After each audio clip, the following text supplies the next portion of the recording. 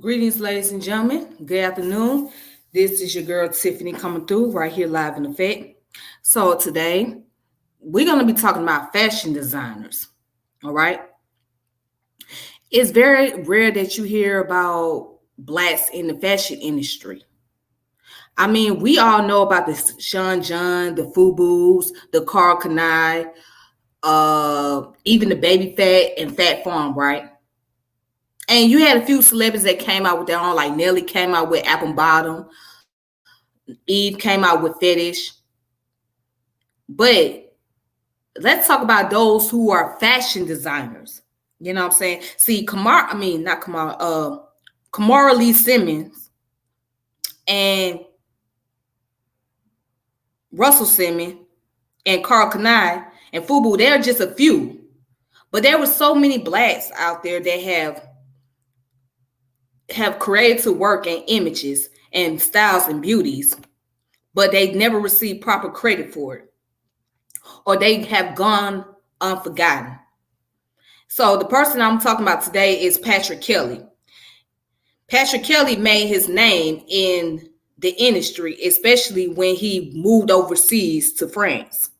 Now, a lot of black people have moved over to France, especially when it came to fashion and styling and all that good stuff. They moved overseas and modeling because there was more opportunity for blacks to showcase their talent in those in countries like England and France versus here in America. But he has went unnoticed for a long time, and he's rarely spoken of in the industry. Some people may know about him, some people may have wore his clothing line, and there's those who don't know about him. He was very popular in the 80s and into the 90s. But sadly, he had passed away on January the 1st in 1990 at a young tender age of 35. He was a very young man. He died of AIDS-related disease due to the fact that, he died from AIDS. So, as of today, I wanted to talk about this because I'm a person. I like clothes. I like nice stuff or whatnot. But I would love to see more of our people who are into the fashion industry to get more notoriety and respect. And it's not fair that everybody know about Louis Vuitton, Gucci, Prada, and Balenciaga and Dolce Gabbana. All those are European designers, right? They come from places like France, Italy, Spain, and England. They come from those places. And they come here to America, they get a lot of notoriety, but our people don't get enough recognition. And their clothes is very costly, very pricey. I mean, you paying tons of money. Then they got a new purse out. What is it called? The Birkin bag, which I think they either come from Germany or France, one of them. And those bags cost about between $30,000 to $100,000. This is what people paying for. And it trips me out with these celebrities. They talk about black empowerment, black movement, and all this good stuff, right? But I don't see enough of them trying to promote. I mean, there's only a few, but I don't see enough that's promoting black designers and fashion design. And don't tell me that they can't find any black fashion designers out there. I mean, especially if they got their names ranking in the industry. Because if they want to, they can do their research and they can find who they want to look for. But they don't give them enough credit either. They don't put them on the forefront. And I don't think that's really fair. But anyways, let's go ahead and get started and talk about Patrick Kelly and who he was. All right. Let's go ahead and get started. So let's look at his biography on Quartz Wiki. All right. So he was born on September the 24th, 1954, and he died on January the 1st, 1990, which was New Year's Day. and was a celebrated African American fashion designer who came to fame in France. Among his accomplishments, he was the first American to be admitted to the Chambre syndicale du Libre et Portier des Codiers et des Créateurs de Mode. I'm not good with French, so I did the best I could. But anyways, the prestigious governing body of the French ready-to-wear industry. Kelly's design were noted for their as as exuberance, humor, and references to pop culture and Black folklore. So that's interesting. He used not only and not only he used like animated stuff, but he also used some folklore, Black folklore in his clothing. And that's just very interesting. That's just something I just wanted to throw out there. All right. But anyways, let's continue. Okay. All right. So it says his early life. Now, he was born on September 24th, 1954 in Pittsburgh, Mississippi. Now, he was born in Mississippi. All right. Crooked letter I. Humpback I. All right. Anyway, he was raised primarily by his mother, a home economic teacher and grandmother, after his father left the home. His interest in fashion surfaced in grade school when he learned to sew. After graduating high school in 1972, he briefly attended Mississippi Jackson State University before moving to Atlanta, Georgia. Uh-oh. So yeah, Atlanta was the center for African Americans to come and pursue into their business and also get involved into like real estate, music industry, and whatnot. But let's look at his career. So in Atlanta, Kelly supported himself by working at a Amvex thrift shop where he had access to donate designer dresses and coats that he modified and sold alongside his own design from a store inside a beauty salon. He ultimately had his own store in the city's Buckhead district. In 1979, he connected with the pioneering Black supermodel Pat Cleveland, who admired the clothing he was making and encouraged him to move to New York City. After a lackluster year in New York, he moved to Paris in 1980, again at Cleveland's suggestion. In Paris, he found more immediate success and soon developed his signature silky, brightly colored jersey dresses adorned with color buttons and bows in a nod to the sophisticated cut rate style of the Southern women of his childhood. Okay. Kelly met Bourgeon Amelin, a photographer's representative, in 1983. The two quickly became lovers, with Amelin taking a management role in Kelly's Bargiani enterprise. Kelly began to sell his designs at the trend-setting Victoria boutiques in Paris. In an interview, the store's buyer said, "Patrick landed like a bomb in my shop in 1985. He was so gay and so full of energy, and so were his clothes." Also in 1985, the French edition of LA Magazine covered Kelly with a 6-page spread in its February issue. During this period, he began to acquire celebrity couture clients such as Betty Davis, Paloma Picasso, Grace Jones, Madonna, Cicely Tyson, and Goldie Hawn.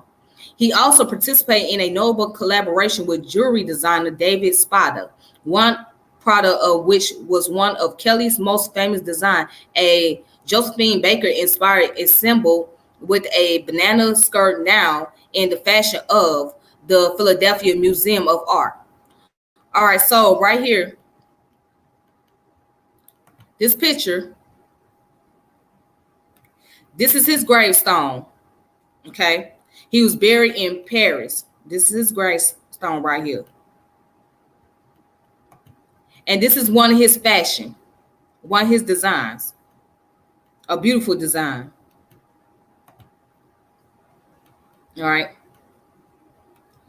So let's continue. In 1987, the Warnaco fashion conglomerate signed an agreement to manufacture Kelly's clothing.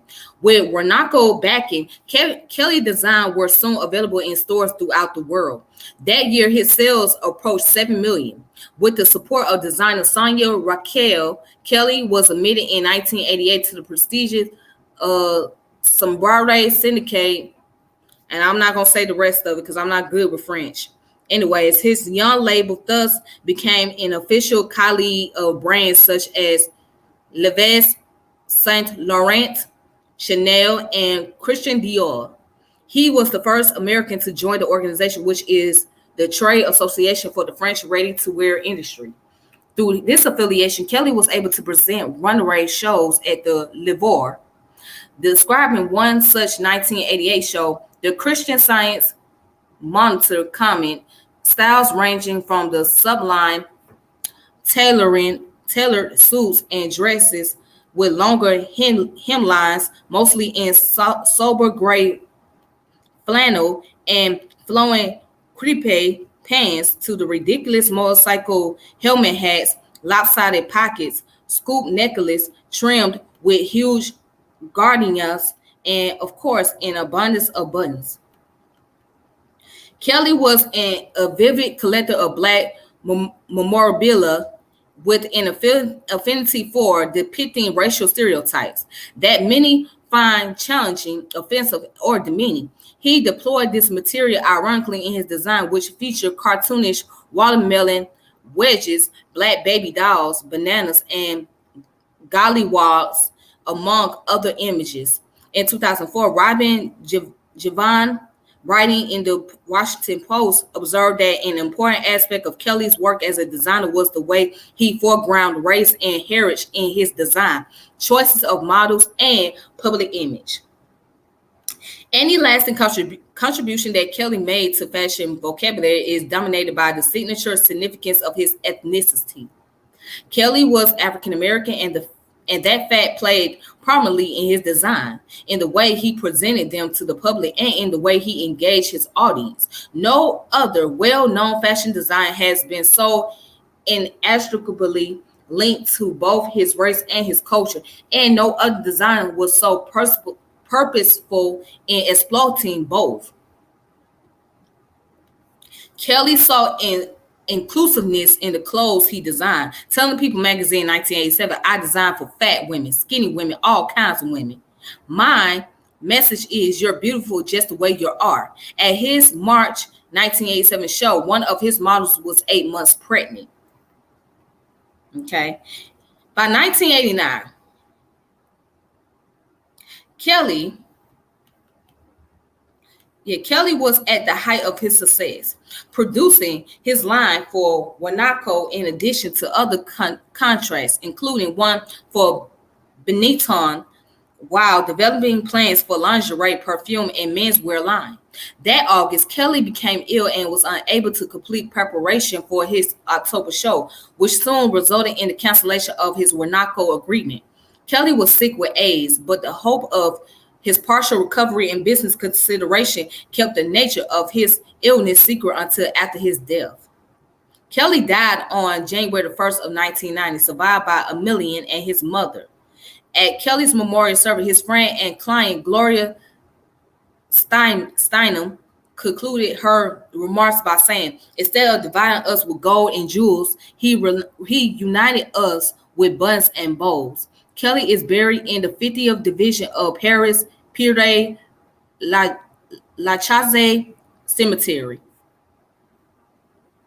All right, and then his legacy. In 2004, the Brooklyn Museum presented Patrick Kelly a retrospective featuring 60 Kelly examples together with fashion photographs and selection from his collection of Black memorabilia, all borrowed from the Kelly estate. In 2014, the Philadelphia Museum of Arts mounted Patrick Kelly Runaway of Love, which celebrated the promised gift of 80 examples to the museum from the estate. There are two main repositories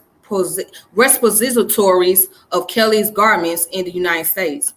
In addition to the Philadelphia Museum of Art, Jackson State University, which Kelly briefly attended, maintained a collection of approximately 250 items. Jackson State exhibit part of its holding in Patrick Kelly from Mississippi to New York to Paris and back in 2016. The Schomburg Center of the New York Public Library holds Kelly's sketchbooks and related materials as well videos of runaway shows, interviews, and his memorial service. Wow. So much work. So much work for someone that was in the fashion industry. And in a short period of time, he was able to see some form of success.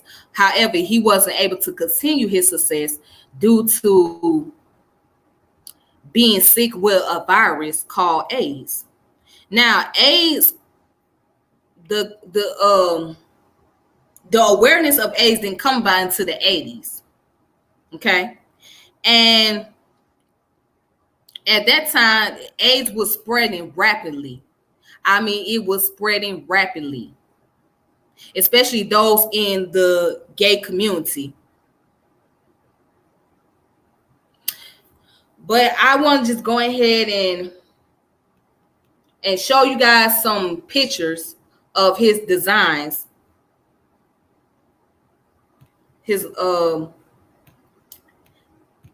I want to show you guys some picture of his designs from the 80s, because remember, he was very popular in the mid 80s and early 90s. Now, it doesn't even say that who owned his estate. It don't even say if his clothing is still out to this day. That's the problem. All right, so let me go ahead and show you guys a picture. All right, so this is one of his designs right here. See, that's the sister right there that's modeling. And what she got on is the Patrick Kelly design. It's a beautiful design. Nice dress. And the hat goes well with it too.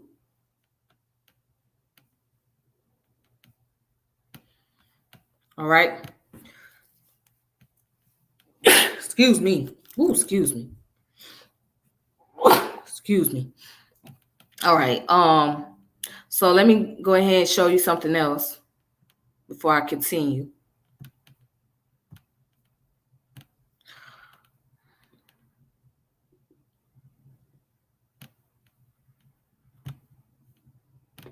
All right, so that's him. And these are the models that's wearing his designs. All right, and he even got on his own clothing designs, which is nice. You see, he got on his overall and he got the hat on, the shoes, and the women, they got on his outfit. Looks really nice.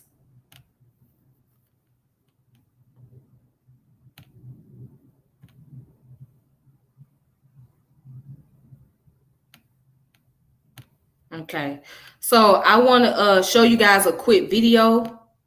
Well, before I go there, I want to show you this article.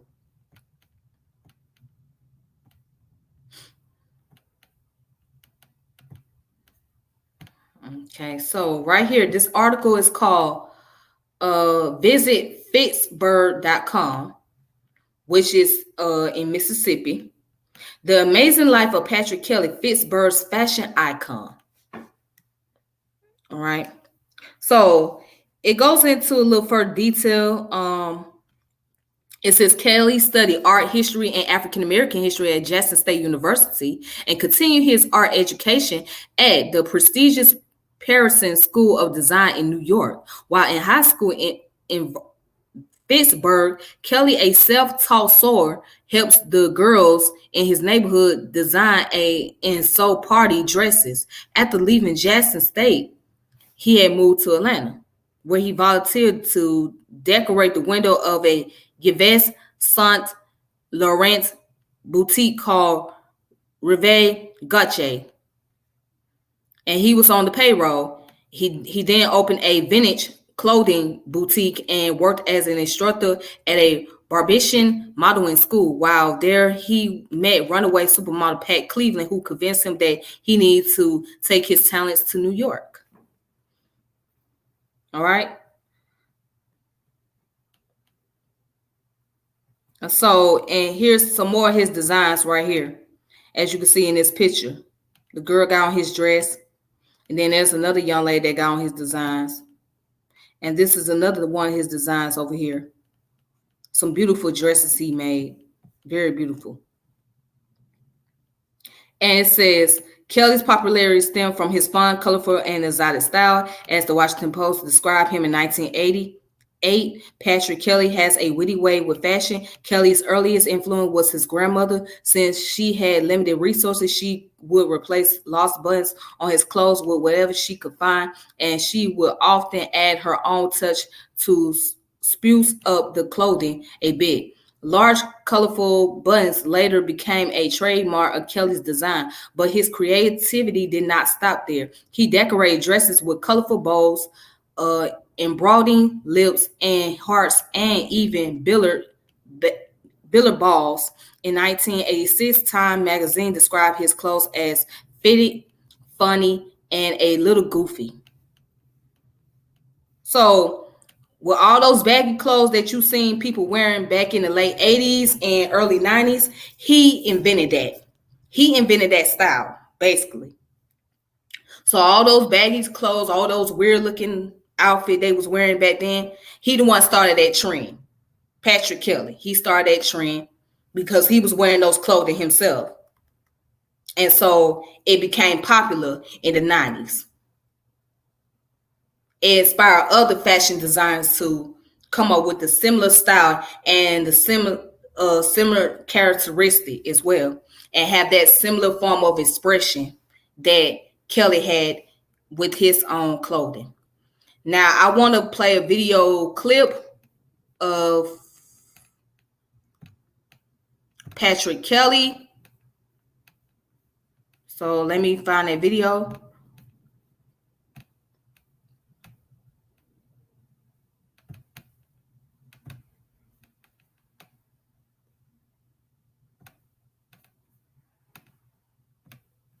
Okay, hold on. Let me log out.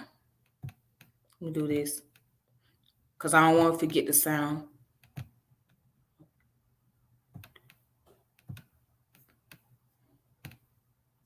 All right, so here it is.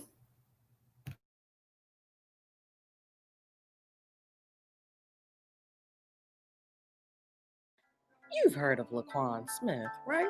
How about Virgil Abloh, creative director for Off-White? Well, before them was a man named Patrick Kelly. Patrick Kelly was born in Vicksburg, Mississippi in 1954. Kelly always knew he wanted to be in the fashion industry and a designer.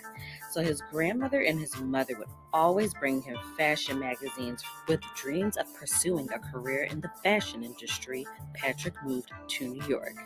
But like any typical American story, he was met with closed doors and resistance from American designers. Look, we are not surprised. Then his good friend Pat Cleveland suggested he should go to Paris, where he may get a warmer welcome than he did here in the States. So off to Paris he went, where he began a successful career. Patrick showed his first collection in Paris in 1985, and by 1988 he was accepted into the Chambre syndicale du prêt-à-porter des couturiers et des créateurs de mode. Y'all, my French is crap, but this is a very prestigious award for anybody, let alone an American, to win it. We were like really excited. We knew before they announced to us because it was like everybody was talking in the grapevine, you know. And you have to get a sponsor, which was Sonia Raquel and Mr. Berger from Saint Laurent. So we felt that was good. We had a good chance. So when we first heard, we tried not to be too excited because we didn't have the official. And then Mr. Mouclier called us, and we were like screaming and shouting because we were like the first time, like you said, an American, a black, somebody like me who was as controversial too. And well, no, Gautreaux was just as controversial too. But it was a big honor to be in the realms of Madame Gray and Mr. Saint Laurent, Sonia Raquel, and people like that. I don't know. I want to have some fun. You know, I don't think you have to not enjoy life just to be successful. And a lot of people take out, oh, when you're successful, you have to be serious and you have to do this and you can't breathe, you can't stand up. Who needs it? I want to have some fun.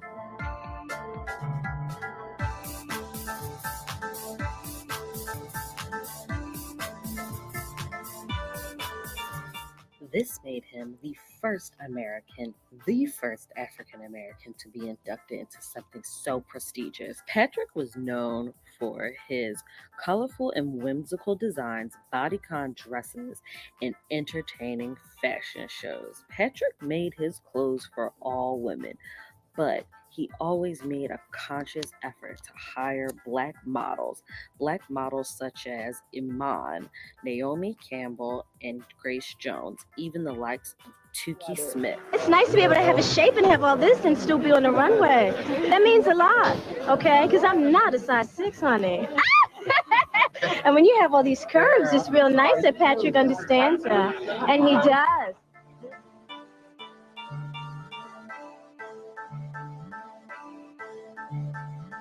Patrick Kelly has a large body of work that he is very famous for. Some of his most popular and famous pieces has to do with buttons, and they're some of my favorite pieces. So I decided to do a little project on my own. I'm inspired by a lot of his work, but some of my favorite pieces are the ones with the fabulous button details, going in a sweetheart neckline around the bust area. So I bought a dress and I bought a bunch of buttons off of Amazon, and I started my project. Now, when doing this project, I actually stopped doing it for about a month and picked it back up because I really wanted to finish it to prove to myself that I could recreate this iconic dress with a 2020 twist. And lo and behold, it came out really, really nice. I love the fact that there were different shades and sizes of the buttons. Patrick Kelly was a worldwide sensation, with his clothes selling all over the world in places such as Harvey Nichols, Neiman Marcus, and Henry Bendel. Unfortunately, his life came to an unexpected end January 1st, 1990, where he died from complications from AIDS.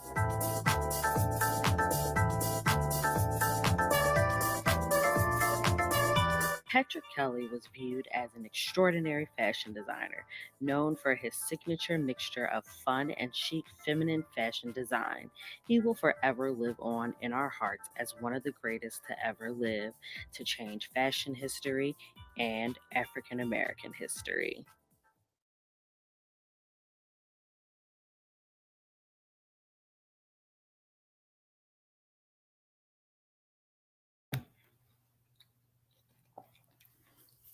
So excuse me, you guys. I was eating.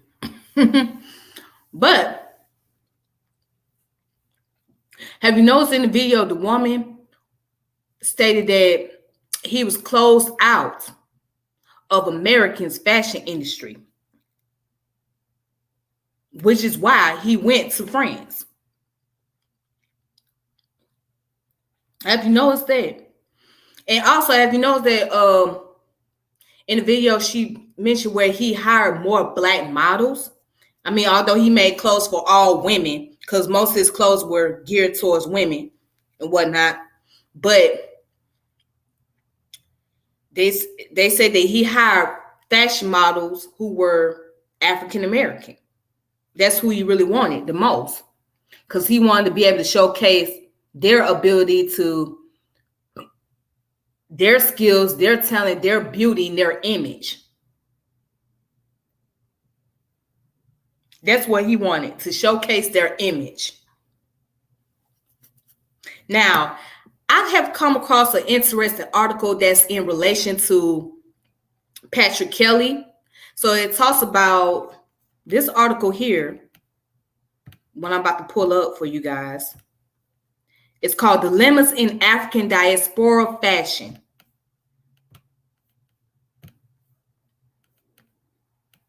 All righty. So this comes from the journal Fashion Theory, the journal Address Body and Culture by Van Dyke Lewis, Dilemmas in African Diaspora Fashion.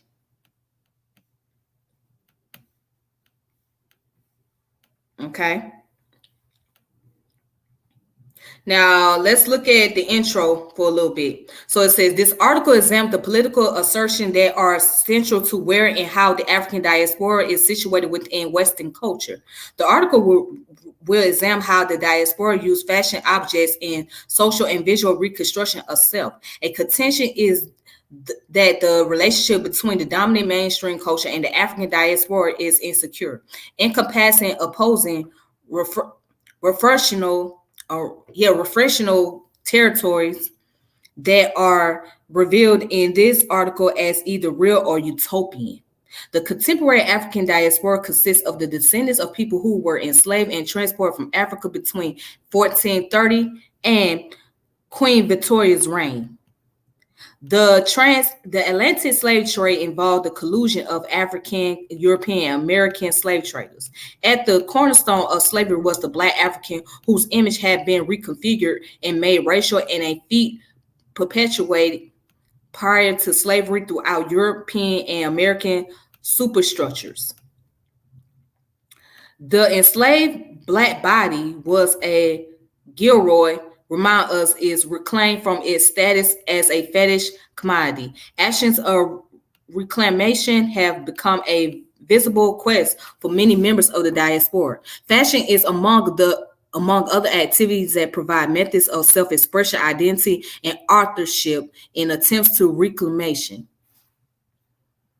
According to Papa Stragatis, the diaspora state cannot be seen in classic organist terms of individuals who, like seeds, are taken, transported, and replanted elsewhere. The need to move away from the notion of diaspora being the result of capitalism is to recognize that the diaspora state is much more about where groups of displaced individuals are currently situated, rather than how displacement came about. Specifically, the diaspora is allied to postmodern adaptation and articulation within socio-political and geographic venues. The diaspora triangle compromise of Kingston, London, and New York illustrate contrasting but mutually reliant fashion culture. In fact, these venues share much. All are English speaking. All are widely recognized for creativity and innovation, and fashion trends are continuously transmitting from one to another venue. The everyday fashion expression of the English-speaking African diaspora offered example both of dislocation from the mainstream culture and of attempts to regain lost identities through the manufacture of fashion. This analysis of fashion expression, configuration, and material fashion objects that are created and adopted by the African diaspora are shown to chart the story of how individuals and groups attempt to either comply with or reject fashion as defined by a mainstream culture. This article will uncover the motivators for change in diaspora fashion and will propose a binary model which will further understanding of the diaspora fashion activity. So now I want to skip down.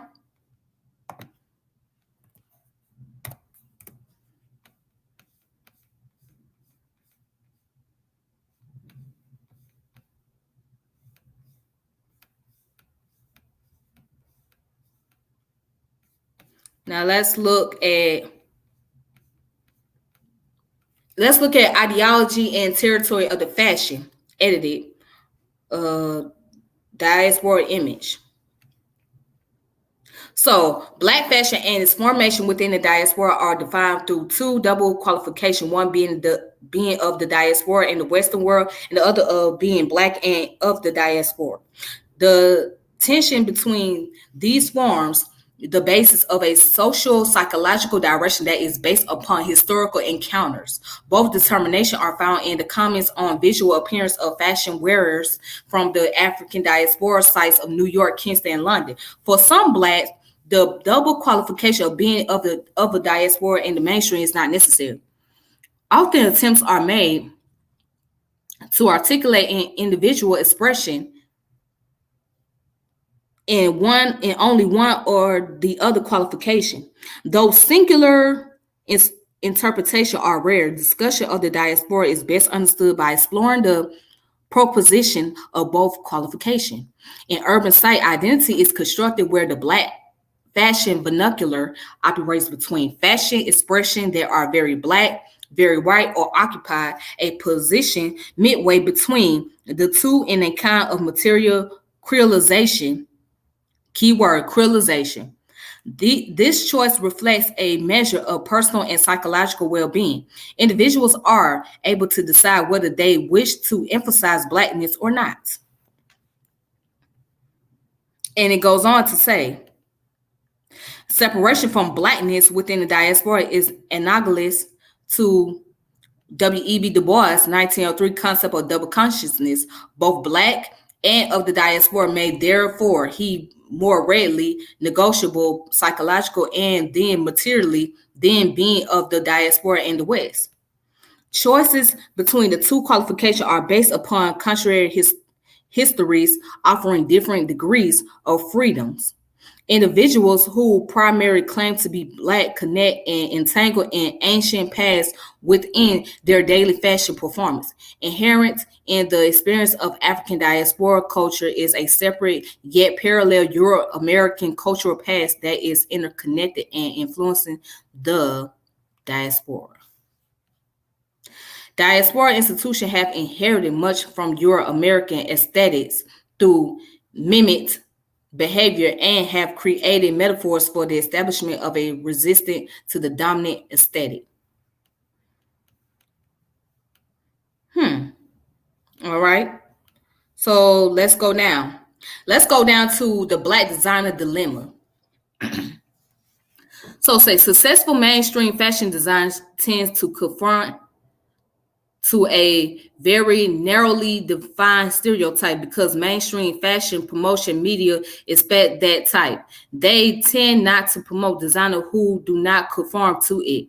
Most often mainstream designers who have gained widespread recognition do so because they possess the prerequisite qualification of being talented, male, and gay. Black designers who possesses these prerequisites have been able in some cases to coexist with the mainstream. Designers like Stephen Burrows and Scott Berry both won acclaim as producer of mainstream fashion. During the 1970s, Burrows even launched a perfume called Stevie B, which became internationally accepted, yet neither designer had been able to sustain profiles of the type, which led to genuine fame and success either within the mainstream or in the wider diaspora. Lord have mercy. All right. And it says, despite being Black and American, Burroughs was treated primarily as being American, especially when he showed his work away from America. The now famous mid-1970 runaway competition between mainstream American and French designers at the Porte de Versailles was won in part by Burroughs, yet he remained a successful exotic designer whose collection failed to be fully recognized in the mainstream, which did not embrace his African aesthetic sensibilities. Unlike Burroughs, fellow African-American designer Willie Smith did find wide and lasting commercial success with his moderately priced collections. Although Smith's promotional approach had been to position the company as a commercial but innovative brand for the mainstream, Smith remains important for being the first Black designer to pioneer affordable designer menswear. Smith was also revolutionary in directing collaboration with the mainstream. He commissioned David Hockney, Jim Dine, and other artists to produce limited edition t-shirt. Smith became the best-known African-American designer to work with the home dressmaker pattern company Burdewick. The relationship endorsed Smith as a bread and butter designer capable of making fashions that were popular. There is a clear contrast between the collection by Burroughs and Smith in terms of price. Perhaps one of Burroughs' failings was that he attempted to create fashion which demonstrated the residues of an African tradition when the market really wanted a reflection of African American tradition. Burroughs' collections were paradoxically of the moment, though his ideas had more popularity with the mainstream when explored by the mainstream designer.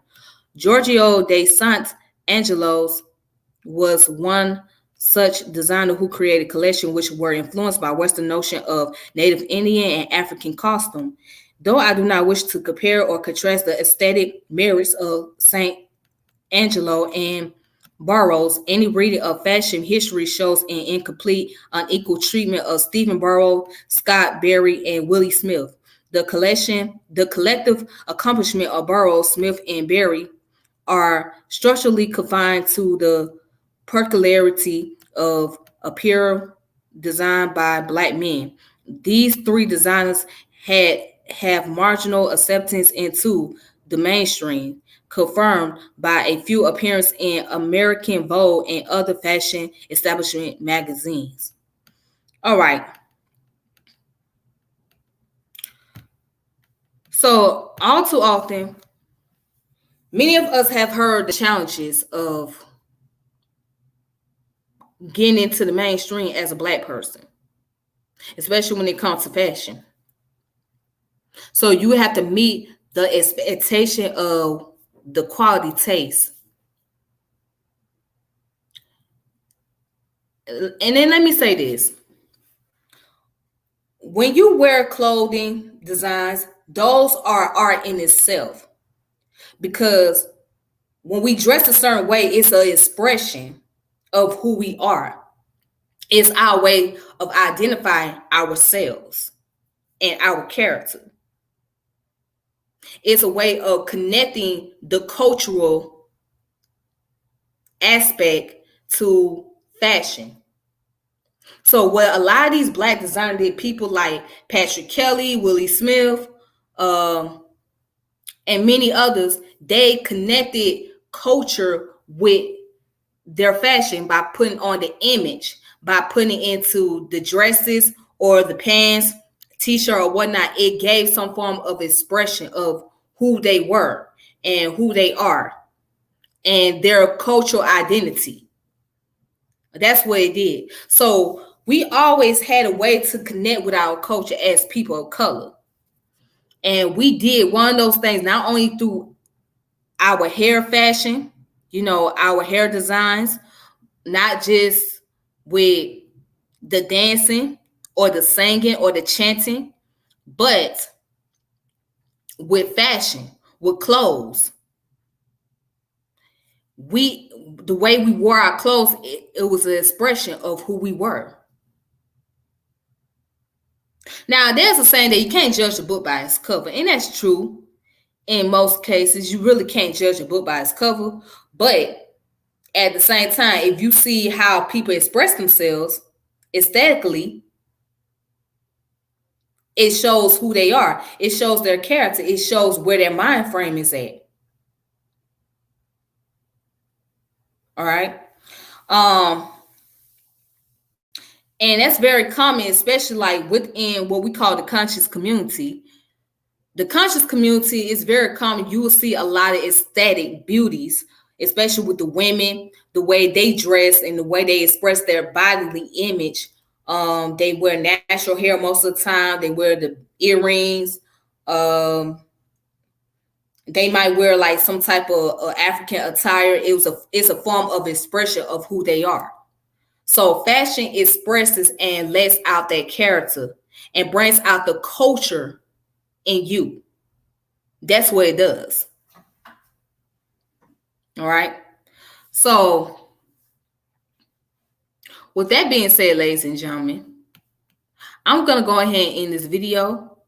And I thank you all for watching. So if you want to go ahead and share, you're more than welcome to do so. If you want to hit the notification bell, make sure you do that. Subscribe to the channel. And if you want to send some donation, there's my Cash App information at the bottom of the page, scrolling down the screen. So make sure you share the video, hit the notification bell, and do all that great stuff. Until then, you guys have a good one, and I appreciate you all for watching. I appreciate you all for subscribing to the channel and whatnot. And I hopefully I can grow this channel and continue on. So there's more things to come. So I'm just working on that.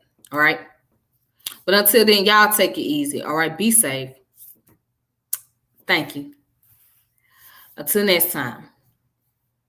Peace.